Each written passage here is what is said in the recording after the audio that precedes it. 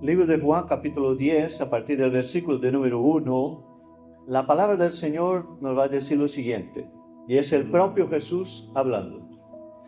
De cierto os digo, el que no entra por la puerta en el redil de las ovejas, sino que sube por otra parte, este es ladrón y salteador.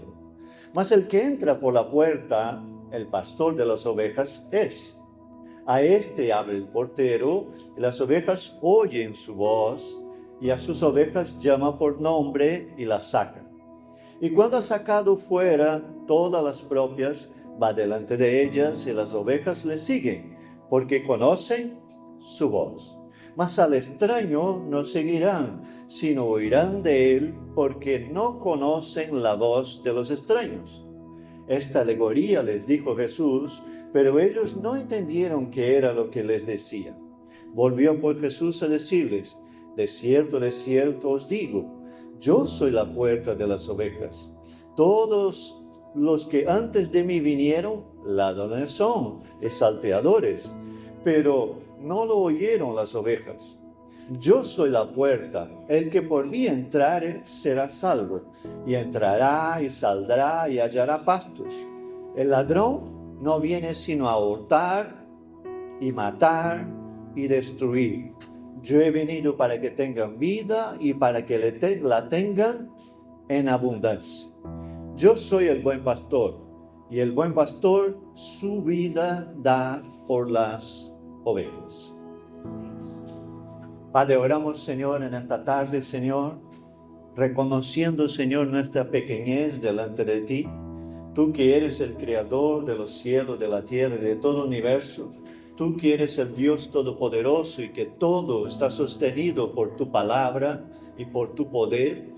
A ti, Señor, venimos en esta tarde, Señor, clamando que tu Espíritu Santo nos ministre y nos hable a través de tu palabra, nos toque, Señor, y nos enseñe a lo más profundo de nuestros corazones, y que en todo, Señor, tú seas glorificado y podamos, oh Dios, tener nuestros ojos espirituales abiertos, nuestros oídos espirituales atentos, Señor, y estar, Señor, atentos a lo que nos rodea, según tu palabra, según, Señor, la dirección de tu Espíritu Santo. En el nombre de Jesús entregamos todo en tus manos. Amén. Muy bien. Nosotros sabemos, ya hemos dicho aquí varias veces, pero me gusta repetir, de que Jesús siempre enseñaba a la gente cosas profundas, espirituales, a través de cosas sencillas y cotidianas del día a día. Aquí Jesús está hablando de un lugar de redil donde se guardaban las ovejas. Está hablando de un pastor que viene y saca las ovejas y las ovejas le siguen, le conocen. Está hablando también, ¿no?, de que hay un ladrón y el ladrón no entra por la puerta, sino que por la puerta entra el pastor, el buen pastor, que es Jesús. Y después al final Jesús dice, yo soy la puerta. Pero también dice que hay un ladrón que viene a hurtar, a matar y a destruir. Pero Jesucristo nos hace una gran promesa diciendo, yo he venido para que tengan vida y la tengan en abundancia. Y el buen pastor está dispuesto a dar su vida por las ovejas. Nosotros sabemos y entendemos muy bien que Jesús no está hablando literalmente de ovejas ni de pastores, sino que está hablando de la iglesia, está hablando del reino de los cielos, está hablando de la eternidad, está hablando del mundo espiritual, y con esta alegoría de las ovejas, del pastor, de la puerta, del ladrón, está hablando de cosas muy importantes relacionadas a la vida de un hijo de Dios, el mundo espiritual que le rodea y el enemigo de su alma. Tú tienes un enemigo, ¿lo sabías? Bueno, dile a la persona que tienes a tu lado, tienes un enemigo. Y dile al hermano, no soy yo. No vaya a ser que el hermano piense que el enemigo eres tú. No, no, no. El enemigo de nuestras almas, el enemigo es el diablo. En el Nuevo Testamento del griego y Satanás en el Antiguo Testamento en hebreo. Entonces, tan cierto como existe el cielo, también existe el infierno. Tan cierto como existe Dios, existe el diablo. Y tan cierto como existe la salvación eterna, existe la condenación eterna. Esta es una realidad y una verdad absoluta del mundo espiritual. Eso es así, está estipulado por la palabra de Dios, y por mucho que la sociedad de nuestros días quiera hacer de todas las cosas algo relativo, en el mundo de Dios, en la creación de Dios y en el reino de Dios, las cosas no son relativas. Porque cuando nosotros lleguemos a la presencia de Dios en aquel gran día, todos los seres humanos van a tener que presentarse delante del Creador. Todos nosotros allí no vamos a poder relativizar nuestras actitudes ni nuestro pecado. El pecado en la palabra de Dios no ha cambiado de nombre, sigue siendo pecado. Del griego pecado, la palabra habla de aquel que se equivoca en el blanco. Es decir, todas las veces que yo no llego donde la palabra dice que yo tengo que llegar, yo peco. Algunos dicen, y es una frase que se repite mucho, yo no he matado a nadie, yo no he robado, yo tengo una buena vida, entonces yo no estoy en pecado. Pero la Biblia nos enseña que incluso en nuestros pensamientos podemos pecar. Pero la gran promesa de Jesús es que Él nos ha dado vida y vida en abundancia. Una vida abundante. ¿Significa decir que es una vida que vamos a tener todo lo que queremos? No, pero podemos tener todo lo que necesitamos. Y quiero empezar, hermanos, esta meditación, la meditación de hoy, citando un versículo que está en Oseas, capítulo 4, versículo 6, que va a decir lo siguiente: mi pueblo es destruido por falta ¿de qué? De conocimiento. Pero la palabra usada aquí en el hebreo para conocimiento no se refiere a que yo lea 100 libros y tenga mucho conocimiento. La palabra hebrea para conocimiento en este versículo de Oseas se refiere a intimidad. Significa, yo voy a leer otra versión que dice lo siguiente: mi pueblo es destruido porque no me conoce. Entonces, si yo no conozco a Dios, si yo no conozco y no entiendo el mundo espiritual, si yo no conozco a la palabra, entonces ciertamente no voy a poder caminar según la voluntad de Dios y caminaré según mi propia voluntad. El mundo espiritual es real, tanto el cielo como el infierno. Recordemos que Dios no ha creado el infierno para el ser humano. Dios ha creado el infierno para los ángeles caídos. 1/3 de los ángeles del cielo han caído en entrada en decadencia. Pero después, por la decadencia del ser humano, tanto los ángeles como los seres humanos sin Cristo van al mismo lugar. Entonces, la realidad es que en Efesios dice una cosa muy importante, y el capítulo 6 de Efesios, a partir del versículo 10, nos enseña muchas cosas relacionadas al mundo espiritual. Deberíamos de leerlo, pero voy a leer solamente un versículo. En Efesios 6, 12, la Biblia dice lo siguiente: porque no tenemos lucha contra sangre y carne, sino contra principados, contra potestades, contra gobernadores de las tinieblas de este siglo y contra huestes espirituales de maldad en las regiones celestes. ¿Cuántas de estas cosas que yo he citado son visibles a ojo natural y carnal? Ninguna. Ni principados, ni potestades, ni gobernadores de tinieblas, ni huestes espirituales de maldad en las regiones celestes. Son citaciones de la palabra de Dios, del mundo espiritual y de lo que se mueve en el mundo espiritual. Si hay un mundo espiritual a nuestro alrededor, y si todo eso que cita Efesios está a nuestro alrededor, significa decir que la prostitución no es solo una debilidad humana, ni solo la maldad humana trabajando. Que el alcoholismo tampoco es solamente la debilidad del ser humano. Que el tráfico de drogas es solamente maldad y avaricia humana. No. Por detrás de todas estas cosas hay un mundo espiritual que se mueve.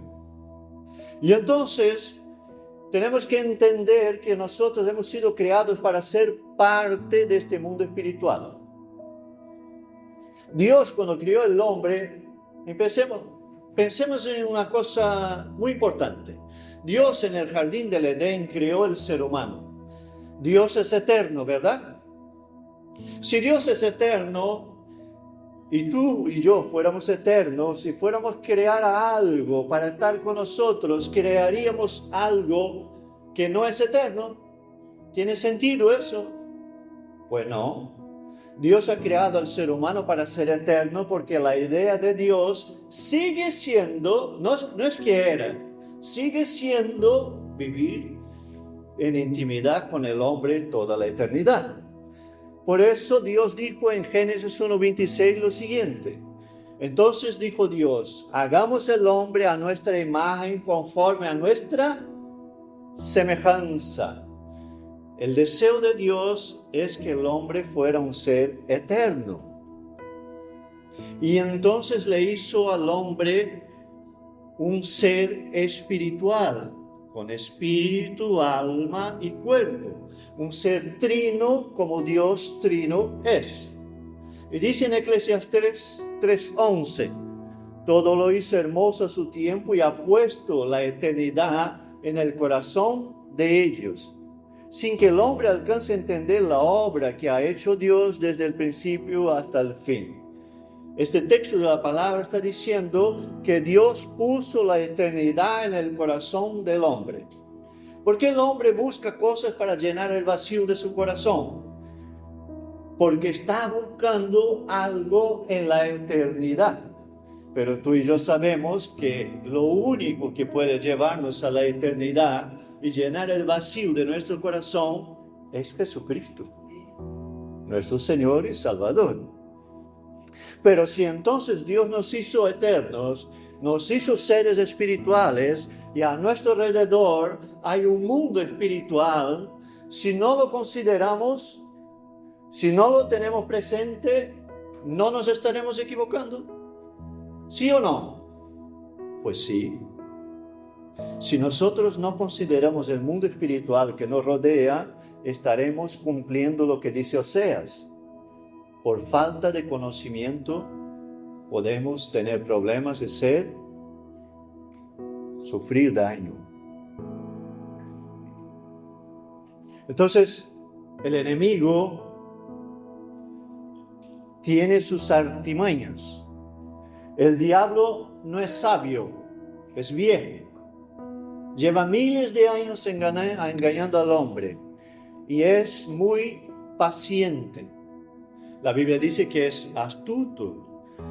No, dice la Biblia que él trabaja intentando incluso engañar a los salvos. Pero la Biblia nos hace serias advertencias en relación al mundo espiritual y todo lo que nos rodea. Yo he escuchado muchas veces gente y personas decirme: pastor, no es para tanto. Pastor, eso no es así. Pastor, no debemos de preocuparnos tanto. No, Dios es amor y el amor de Dios lo cubre todo.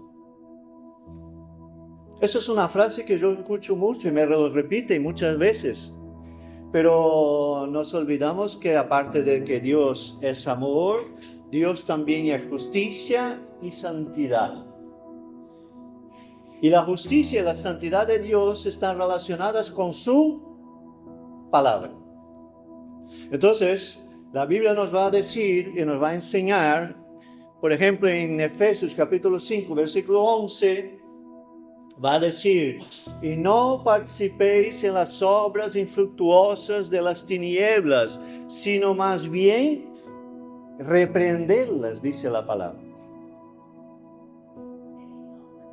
¿Crees que el diablo se va a presentar en la puerta de tu casa y te va a decir, vengo aquí a hacer una obra maligna que puede perjudicarte a ti, con un cartel grande diciendo, soy el diablo? Claro que no. Va a venir con sutilezas, con cosas disfrazadas, ¿no? A lo malo llamarán bueno, como dice en Isaías 5:20. Ay de los que a lo malo dicen bueno y a lo bueno malo, que hacen de la luz tinieblas y de las tinieblas luz, que ponen lo amargo por dulce y lo dulce por amargo. La Biblia en Isaías, cuando dice ay de los que, es una advertencia muy seria de la palabra. Entonces, hoy en nuestros días hay muchos gritando, diciendo que lo malo es bueno y lo bueno es malo, que lo que es luz es tiniebla y lo que es tiniebla es luz, y que lo que es amargo es dulce y lo que es dulce es amargo. Hay mucho de eso en nuestros días, ¿verdad? Pero la Biblia, ¿qué está diciendo? Ay de los que. Bueno, hermanos, todo eso lo estuve explicando y haciendo una introducción para que entendiéramos el mundo espiritual, porque ahora, el 31 de octubre, de la madrugada del 31 de octubre al 1 de noviembre, el 1 de noviembre es el día de todos los santos, ¿no? O el día de los difuntos, de los muertos. Entonces, ahora, increíblemente, algo que no tiene nada que ver con la cultura española, se ha metido de lleno en nuestra nación como parece que es algo que nos pertenece. Y quiero decir algo, hermanos. Esta semana yo estuve hablando con varios padres, porque los profesores y los maestros de los colegios llevan ya semanas machacando a los niños, diciendo que el Halloween es algo bueno, que no hay ningún problema, es una fiesta, hay que participar de ella, no pasa nada. Pero yo voy a empezar a hablar de eso ahora diciendo lo siguiente: papá y mamá, es un consejo. En el día de fiesta de Halloween, en el colegio, deja a tu hijito en casa. No diga que el pastor ha ordenado, porque no estoy haciendo eso. Estoy dando un consejo y ahora lo voy a explicar el por qué. Si alguien piensa que solamente es una fiesta de disfraces, tenlo presente lo siguiente. Esta fecha en el calendario satánico es la fecha más importante de todo el año. En esta fecha, en esta madrugada, entre el 31 y el 1, los satánicos tienen este día y esta madrugada como el momento auge para todo lo maligno. Es el año nuevo de la brujería y del terror. Sé que en algunos lugares, después de tanto tiempo, esta fiesta se ha convertido en algo gracioso, del truco-trato, de eso, de aquello. Pero vuelvo a Oseas 4:6. Mi pueblo es destruido por falta de conocimiento. El Halloween, que la traducción de esta palabra, en el original, va a significar el Día de Todos los Muertos o de Todos los Santos, como crea, tiene este nombre que ha sido creado por la Iglesia Católica cuando asumió la fiesta de San Samaín, la asimiló y la trajo a la Iglesia Católica y dio otro nombre. Por eso el Día de los Muertos es el 1 de noviembre, no es casualidad. Eso se hizo hace muchos años cuando un papa asimiló la fiesta hace entre 2 y 3 mil años. Esa era una fiesta de los celtas, que era gente que vivía en Irlanda, Reino Unido, norte de Francia, y algunas veces incluso he escuchado que en el norte de España también habían celtas, pero bueno. Esta fiesta se celebraba en el final de la cosecha, es decir, el final de otoño ya empezando el invierno. Esta fecha para los celtas era la fecha del Año Nuevo. Y decían los druidas, que eran los sacerdotes, o mejor diciendo, los hechiceros de los celtas, que en esta fecha, entre 31 y 1, el mundo espiritual entre los vivos y los muertos, que estaba separado, se hacía más tenue, y entonces solamente en esta madrugada los muertos podían circular en el mundo de los vivos.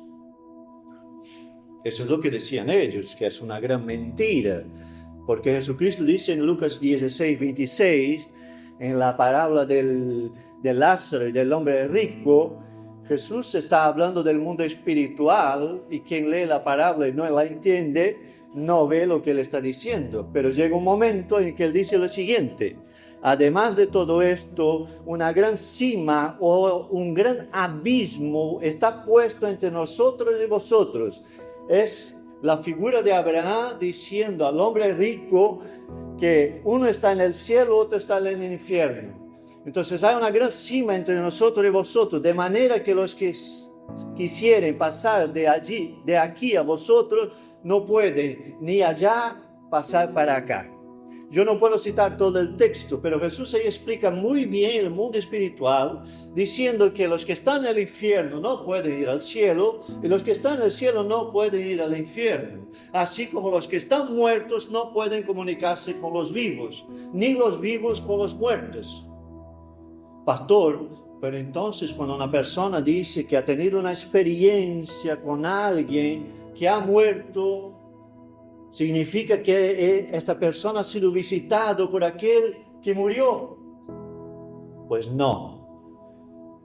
Quien le está visitando a esta persona no es el muerto, ni el alma, ni el fantasma, ni cosa ninguna, es un demonio.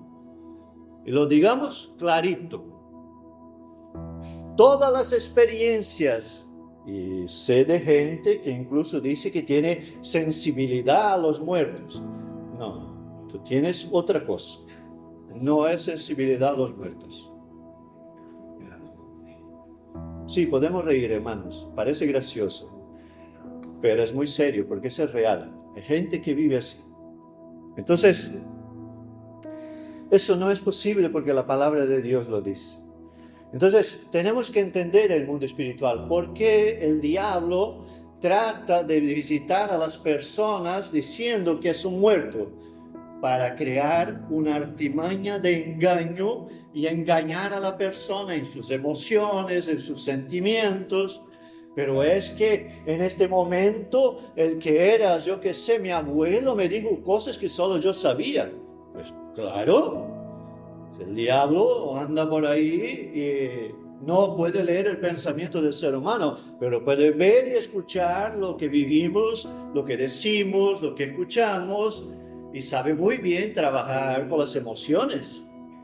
Entonces viene a emocionar, viene a decir, bueno, a engañar. Porque nosotros hemos leído lo que Jesús dijo en el texto de Juan, que vino ¿a qué? ¿A qué vino? A hurtar, a matar y a destruir. Si los espíritus pueden circular entre un lugar y otro, y pueden ir del cielo al infierno y del infierno al cielo, significa que no hay un orden establecido. Pero el orden está establecido por Dios. Y lo que está haciendo el diablo, que es el padre de la mentira, como dice en Juan 10:44, el padre de la mentira está inventando una mentira más para engañar a los que no tienen conocimiento. Tengamos presente eso, hermano.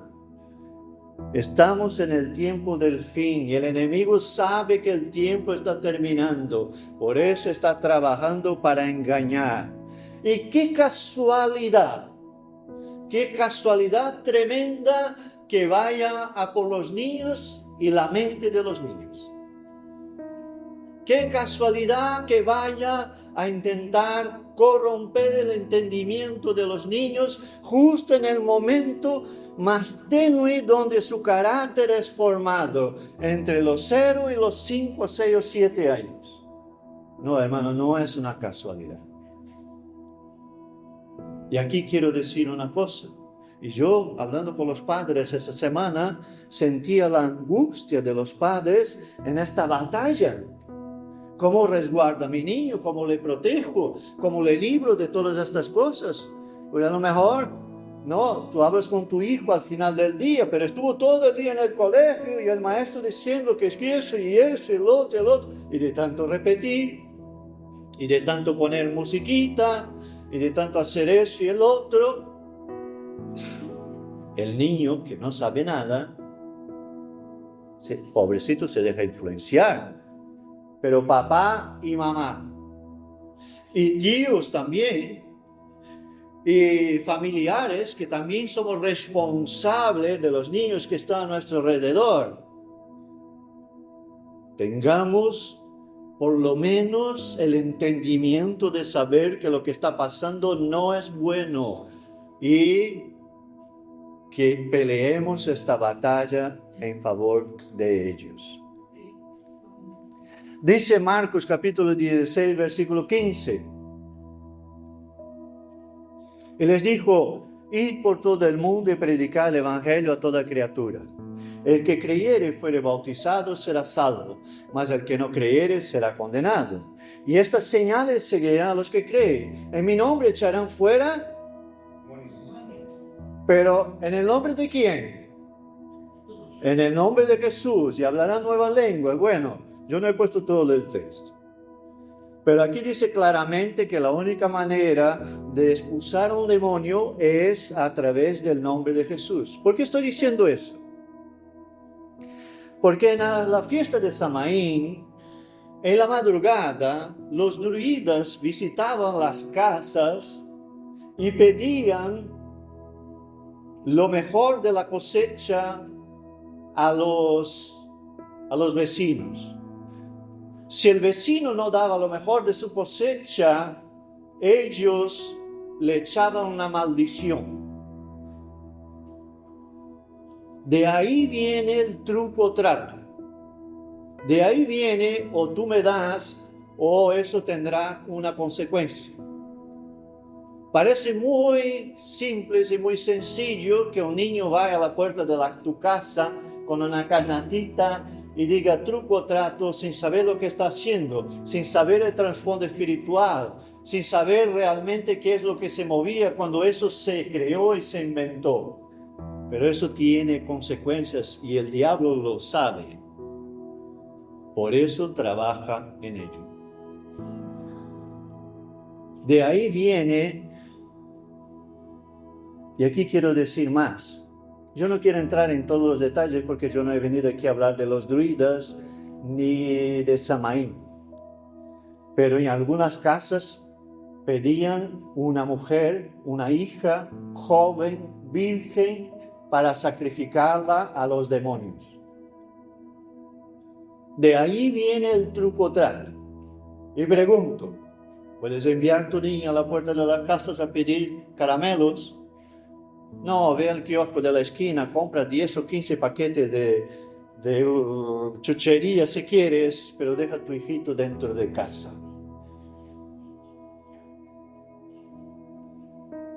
Leo Deuteronomio, capítulo 18, versículo 9.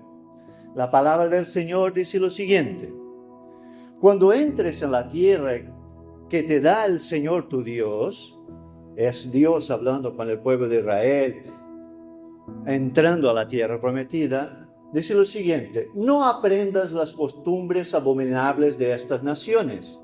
Nadie entre los tuyos deberá sacrificar a su hijo o hija en el fuego, ni practicar adivinación, agorería, hechicería, tampoco hacer conjuros, servir de medium, practicar espiritismo o consultar a los muertos. No se debe hacer. Ya decía la palabra de Dios en el Antiguo Testamento, en el libro de Deuteronomio. A los muertos no se consulta. Nada de espiritismo, nada de conjuro, ni de media, ni de adivinación, ni agorería, nada de hechicería, nada de nada.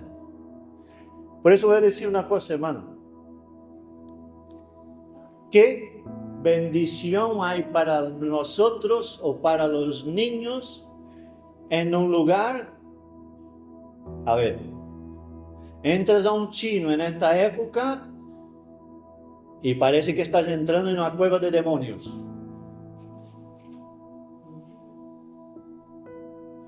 Dime qué bendición hay en eso.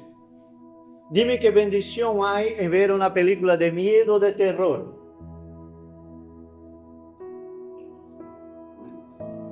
Yo ya he escuchado creyentes y cristianos decir eso. No, es que me gusta, no sé qué, no sé cuánto. Me va a perdonar, hermano, pero no has entendido nada del mundo espiritual.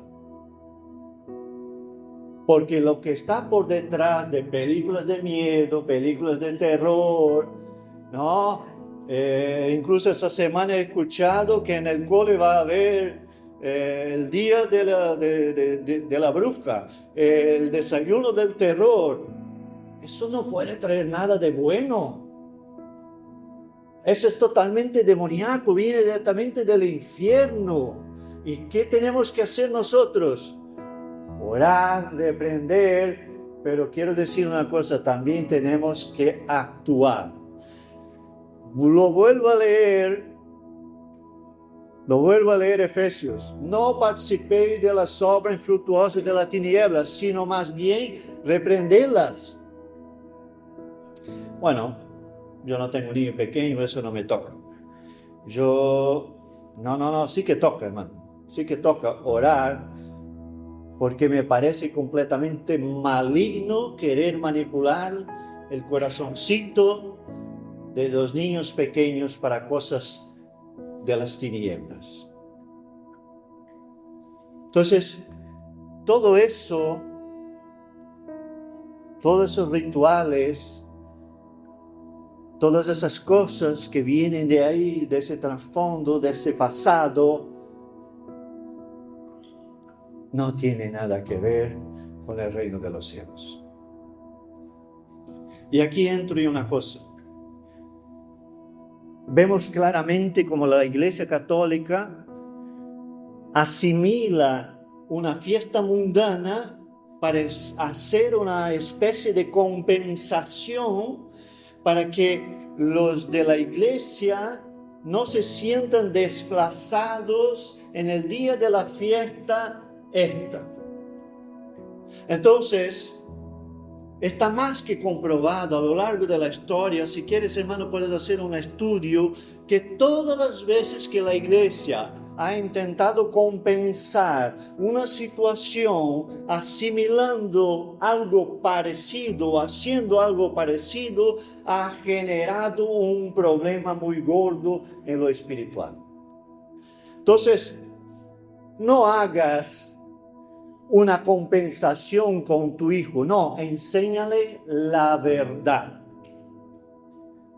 No, es que mi hijo va a tener un trauma, va a sentirse desplazado de la sociedad. Hermanos, el Hijo de Dios está desplazado en este mundo. No es parte de este mundo. Y nuestros hijos deben de ser enseñados en eso. Después ya cuando crezcan, sean adultos, ¿no? Ellos tomarán sus decisiones. Pero mientras esté bajo tu autoridad y mi autoridad, nosotros debemos de hacer nuestra parte. Porque Proverbios 22:6, y yo confío en la promesa de la palabra, Proverbios 22:6 dice lo siguiente: instruye al niño en su camino, y aun cuando fuera viejo, no se apartará de él. ¿Cuántos testimonios ya he escuchado de gente que recibió la palabra, que incluso se alejó de ella, pero después volvió al camino, porque tenía presente que Dios está ahí y que el mundo espiritual es real? Entonces, hermano, vuelvo a repetir, quizá nosotros no estemos directamente involucrados con niños en nuestra casa, en nuestro hogar, en nuestro día a día. Pero ciertamente que a tu alrededor hay niños que ahora mismo están siendo influenciados por todas estas cosas. Y quiero decir más, eso en el futuro tendrá consecuencias. Pero el ser humano, en su pecado, en su debilidad, en su ignorancia, no ve las consecuencias de las cosas en el momento. Solo ve cuando se están complicando, ¿verdad?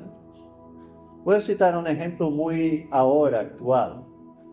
Hace unos cuantos años se han repartido tablets en todos los colegios, tablets, y todos los niños van a estudiar con tablets, ya no hace falta más el boli, el papel, ¿no? Pasados unos años, ahora resulta que se han dado cuenta de que tanta tablet a los niños les hace daño. Pero ahora ya se han repartido las tablets, ¿y ahora qué? Por eso, hermano, nosotros no podemos actuar como actúa el mundo. Nosotros, como hijos de Dios, como iglesia del Señor, tenemos que actuar de una manera distinta. Tenemos que actuar batallando en el mundo espiritual. Tenemos que actuar como hijos de Dios. Después de haber hablado todo eso, hermanos, ¿significa que yo debo de tener algún tipo de miedo? Pues no. La Biblia dice, mayor aquel que está en nosotros que aquel que está en el mundo. Y la Biblia también dice que somos más que vencedores en Cristo Jesús. Pero sí debo de tener conocimiento y entendimiento de lo que me rodea y de las prácticas que me rodean a mí y a mi familia. Y digo a los padres, ejerce tu autoridad espiritual. Ejerce tu autoridad espiritual. El niño no es capaz de discernir para tomar decisiones. Las decisiones las tomamos los padres. Entonces, si lo tomamos los padres, las tenemos que tomar en consecuencia de la palabra de Dios. ¿Por qué estoy diciendo todas estas cosas? Hermano, cuando muchas veces el domingo llegamos a casa, mi esposa me cuenta las anécdotas de la clase de ellos y de cómo se ilusionan con las cosas, de cuáles son sus respuestas y sus preguntas, ¿no? El mundo no es fácil, la vida no es fácil. Pero nosotros tenemos que preparar a nuestros niños en lo correcto. Y me duele que tú y yo oremos, que la iglesia ore y trabaje en función de los niños, de los mayores, de los adolescentes, de los adultos, y vengan todas estas cosas y no las tengamos en cuenta. Por eso en esta tarde, como pastores, hemos decidido hablar de eso.